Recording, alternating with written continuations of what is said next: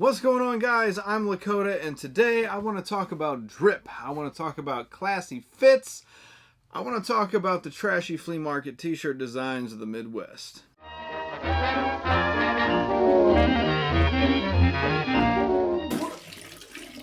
I would be willing to bet that you guys know exactly what I'm talking about. Those shirts that let people know that you are a man or a woman who means business. You ain't about no bull.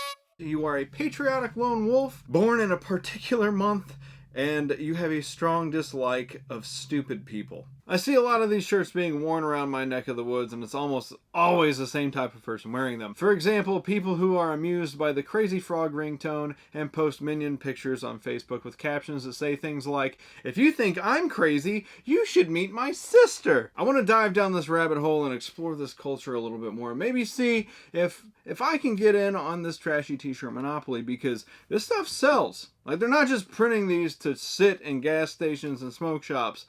People are buying these daily. So let's start with a little speculation as to where all this started. I've always sort of assumed that the people that wear these types of shirts probably came from the same lineage of people who had like the black velvet Elvis paintings hanging in their house and wore Betty Boop, Three Wolves, Howling at the Moon, and Tweety Bird merchandise. I would always see those shirts inside of roadside shops whenever we'd be on a trip when I was a kid, or whenever I'd walk into like a country flea market. I'd see those sassy Betty Boop designs and Tweety Bird acting tough, and it always came off so cringy. Even as a kid, I just knew that I'm like, I don't know about that. And I would think to myself, no one in my generation would dress like this. But I was wrong, because it was happening all around me at school, and I wasn't realizing that history was repeating itself. Do you remember back in the early 2000s, they had these shirts that came out. They were like cartoon characters, like Looney Tune characters, and SpongeBob and Popeye. I think I saw Popeye the most, but they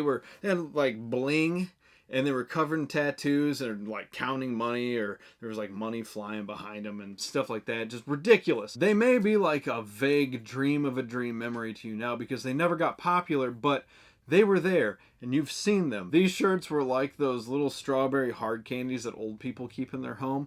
I have no idea where they come from. I've never seen them in a store. But I believe that these shirts evolved from those old flea market shirts, and they have just grown in cringy, patriotic edgelord power over the years, because they are still here, louder and prouder than ever. And I want to take a look at some of my favorite ones. Please join me. The first category of shirts that I want to look at is the tough guy shirt.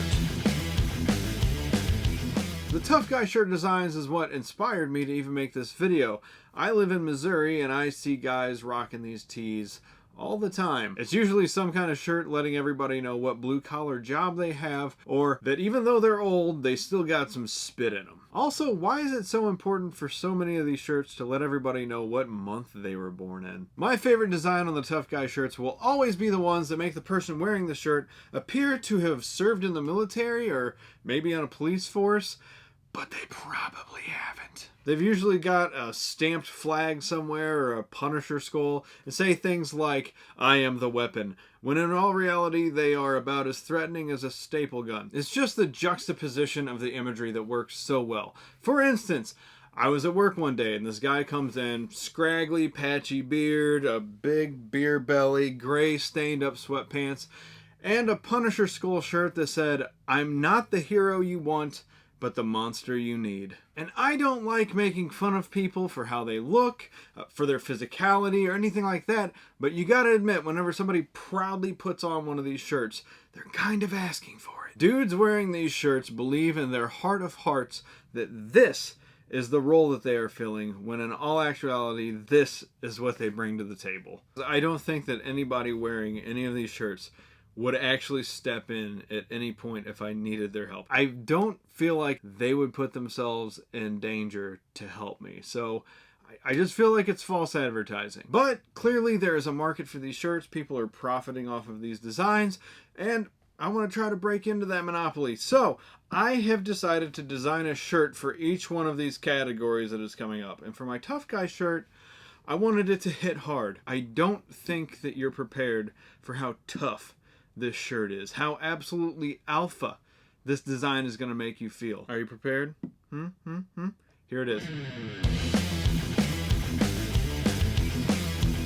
As you can see, I tried to hit all the major points here. We've got the lone wolf with some really tough looking tattoos. It lets you know that the wearer respects our country and our flag. It's patriotic without stealing valor by letting you know in so many words that this person hasn't actually seen combat, but boy, if they did. And it also lets you know that disrespect will not be tolerated, because this is a tough guy zone. My favorite part of this design is the furry Punisher logo. Can you guys imagine Frank Castle with like little kitty cat ears? The next category of trashy shirt designs is the crazy couple shirts, also known as the Harley Joker shirts. Now, Harley Quinn and the Joker don't actually have to be on the shirt for it to fall into this category.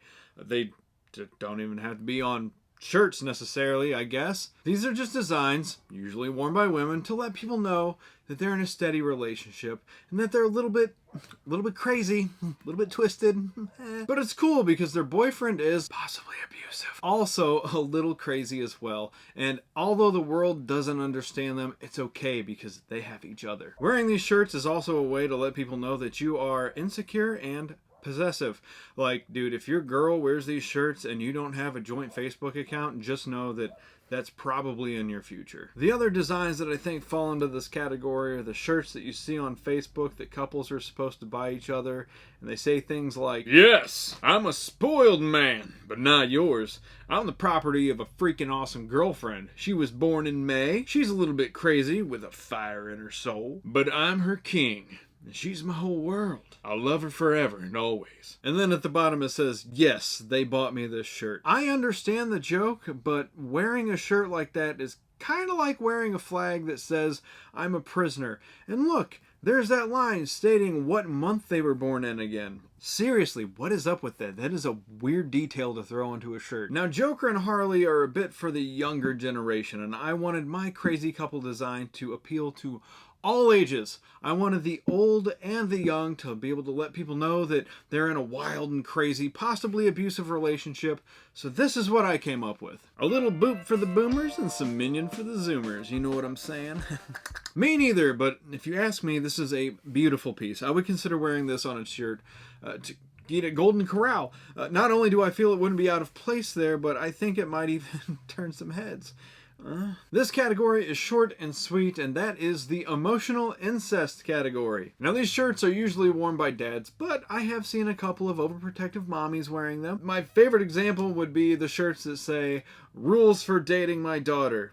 You don't." Nothing says I am a well-adjusted man who has formed a healthy relationship with my daughter like wearing a shirt that makes you seem completely unapproachable to your kid's love interest. I've never understood dudes who are like this. Like, the natural thing is that your daughter's gonna grow up and they're gonna want to have boyfriends. And instead of being the big scary dad who tries to chase off your daughter's happiness, like, maybe just try to be involved. I genuinely think that's the best thing you can do. Like, you don't have to just not be there. You still can be a parent, but you can do that by being involved in the relationship. You know, take them places, do stuff with them. I don't know. Maybe that answer is just too complicated for the parents that have this mindset.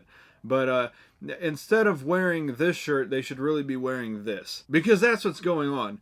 You're being weird and emotionally incestuous, and you should probably stop because your kids will end up resenting you for this behavior. Now, my design here is pretty minimalistic, but I think it serves its purpose. If I had rules for dating my daughter, it would be this. Rules for dating my daughter. 1. Be emotionally mature, ready to discuss your feelings, and open to couples counseling, because sometimes it's easier to talk openly when there is a neutral mediator. The 4th category is gangsta cartoons. I don't know why these exist. I don't know who thought it was a good idea. It's like a Xanax dealer woke up from a fever dream and said, "Yo man, you know what would be dope? SpongeBob with a grill." I can't imagine a scenario where wearing this would be socially acceptable other than a Jefferson County barbecue. Jeffco, Missouri is the meth capital of Missouri, for those of you who don't get the reference. That being said, I love them. I absolutely love them. I would never wear one, but I love them. So for my gangsta cartoon design, I didn't want to go with your typical bling bling gangbanger type. I wanted a more mature gangster. So I took a trip back in time down Prohibition Lane and got a little peeky with it. This design simply oozes Sigma male energy and makes a statement. I will not be pushed around. I have boundaries, and I will stand up to defend those boundaries. For real, the best part of this design is how many dorks commented on the picture. Actually, you did give them permission whenever you signed up and made an account because of wah wah wah wah wah wah wah wah wah. Which is great, because that tells me that the design is believable. Like, I have no doubt that someone, despite the spelling errors and asinine premise of the illustration, would post this unironically as their Facebook status and consider themselves a warrior against Big Zuck. Alright guys, well, that's going to do it for today's video. I hope that you enjoyed it, and if you did, please remember to like, comment, and subscribe. All that good stuff. Let me know which one of these shirt designs you would wear out and about as you were running errands or scoping a hot date. And yeah, I'll let you guys know whenever I get prints made of these and possibly shirt designs. Alright? Have a wonderful week. I'll see you later.